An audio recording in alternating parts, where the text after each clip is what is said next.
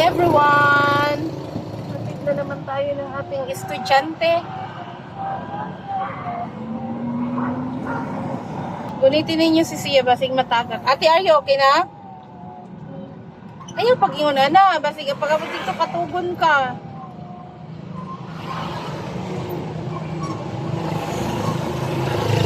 Kailangan, tarong uging ko dila. Mataga ka diha.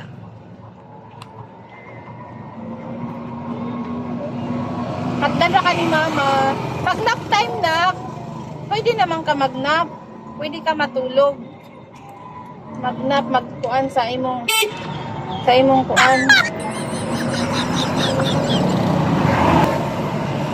Maghatid tayo ng ating estudyante. Always. Monday to Friday.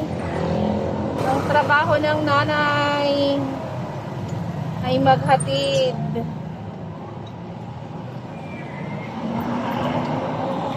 Shoutout sa mga single parents na patuloy lumalaban sa araw-araw. Laban lang tayo. Wag nang pansinin yung mga niga. Mga niga sa buhay, wag nang pansinin. Magpatuloy tayo para sa future ng ating mga Junakis. Ano? So, yun na lang yung mindset natin. Pasasaan ba't lahat naman tayo ay mamamatay? Paunahan na lang. Pa sa atin, hayaan na natin yun. Siya na ang bahalang gumanti. Kasi kung sabayan natin yung kalukuhan niya, di wala talagang mangyayari, kawawa yung mga bata. Ngayon, hindi masyadong na-traffic dito.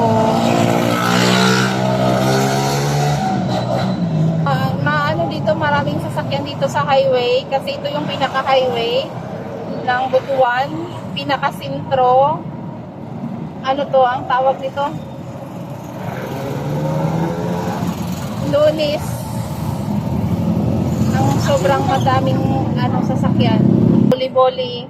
Walang digyan mo mag-boli-boli. Masagdera ng ubang classmates. Di magsundog para dili unahan. Ready sa mga bag. Okay. At dala ka ni mama unyag food. Alay na siya dire kay naipuli sa unahan, dakpunta.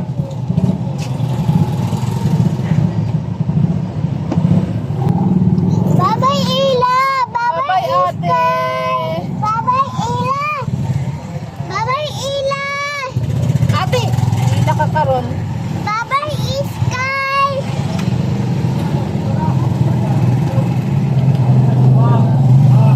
See you tomorrow! Tomorrow unya hoy. Nganong tomorrow? No, see you tomorrow! See you tomorrow! Tomorrow later. Kapaday mo magkita ni ate.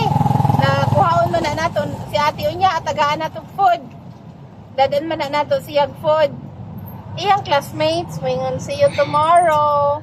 Pero si ate ato man hatdan rin niya kuan kay gusto niya hatdan. Gusto ni ate hatdan siyag food sa school dahil yung mga classmate daw niya is hinahatiran ng pagkain doon. So gusto din niyang hatiran siya ng pagkain doon. Alam mo na yung bata, gusto din niyang gumaya doon sa mga classmate niya na yung mga magulang hinahatiran. Hinahatiran ng pagkain ng lunch. Kahapon, hinatiran ko siya ng ulam doon.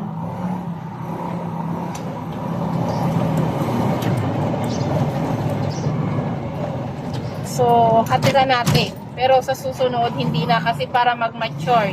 Para matuto. Kasi kung lagi nating bibihin, gawin nating baby yan, walang mangyayari. Kailangan matuto siya sa buhay.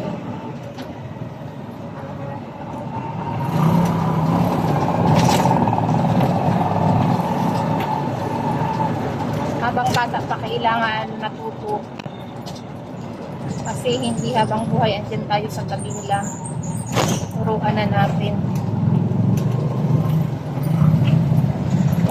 Yun talaga talaga yung gusto ko, guys. Yung anak ko matuto. Mama, sa ang kalapati yun. Matuto sila habang maaga pa. Kasi mahirap.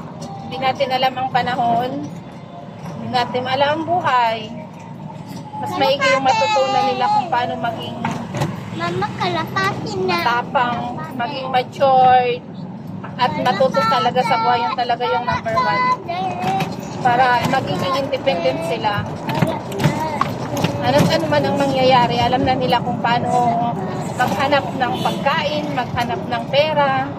Mama, kalapati. Yan talaga yung gusto ko sa kanya. Oh, gusto ko ito. Kalapati. Oo, lagi. Kalapati. Kaya, as much as possible, ayoko silang bibigyan. Ayokong binibibi.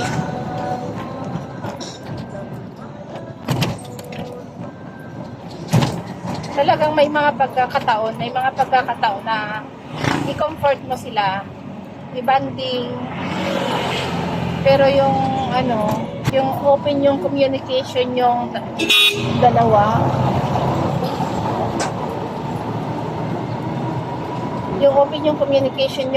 dalawa, yung dalawa ng anak nyo, yung kayong dalawa lang, ganun, para hindi siya